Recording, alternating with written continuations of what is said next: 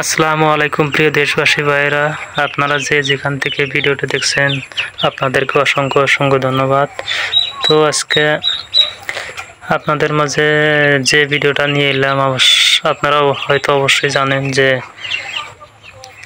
আমার এর আগে একটা ভিডিও দিয়েছিলাম যে মেশিন থেকে বাচ্চা কিভাবে ফোটাতে হয়। তো এই ভিডিওটা হয়তো অনেকেই দেখছেন, হয়তো অনেকে দেখেন নাই। যারা যারা দেখেন নাই অবশ্যই আমার চ্যানেলে দেওয়া আছে, ওখান থেকে যা দেখে আসবেন। আর বাচ্চা ফোটা নিয়েও একটা ভিডিও দিছিলাম, সেই ভিডিওটা দেখে আসবেন। আর এক ভাই আমাকে কমেন্টে জানাইছেন যে ভাই আপনার মেশিন থেকে তো বাচ্চা ফুটাইলেন, কিন্তু আপনার বাচ্চাগুলো বোর্ডিং কোথায় করলেন অল্প দেখাইবেন অবশ্যই। তো তার উদ্দেশ্যে এই ভিডিওটা আজকে করা। এই দেখেন আমার বোর্ডিং কি অবস্থা। আপনারা হয়তো জানেন যে আমি খামারে নতুন, তো আপনারা অবশ্যই দোয়া করবেন যাতে আমি ভবিষ্যতে বড় করতে পারি। আর আপনারাও যদি যারা যারা খামার করেন, হয়তো আমি নতুন, আপনারা কমেন্টে অল্প জানাবেন যে কিভাবে বোর্ডিং করলে ভালো হয়, বা ছোট বাচ্চাদেরকে বোর্ডিংয়ে কি কি খাওয়ানো দরকার। আমি তো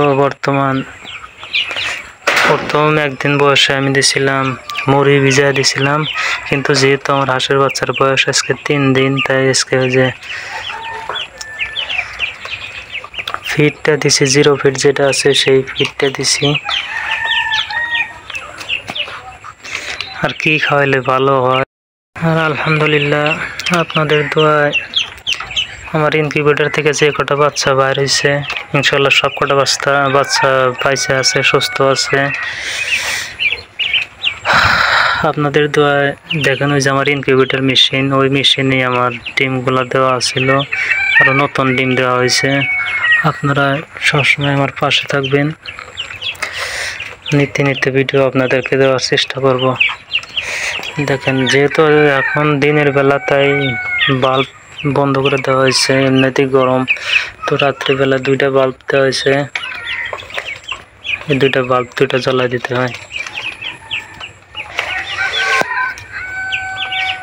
আর একটা কথা, যেহেতু আমি খামারেও নতুন, তারপরে ইউটিউবেও নতুন, আপনারা অবশ্যই আমাকে সাপোর্ট করবেন।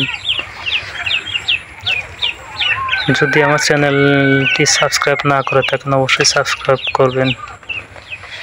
আর সম্পূর্ণ ভিডিওটি দেখার জন্য ধন্যবাদ। ভালো থাকবেন, সুস্থ থাকবেন।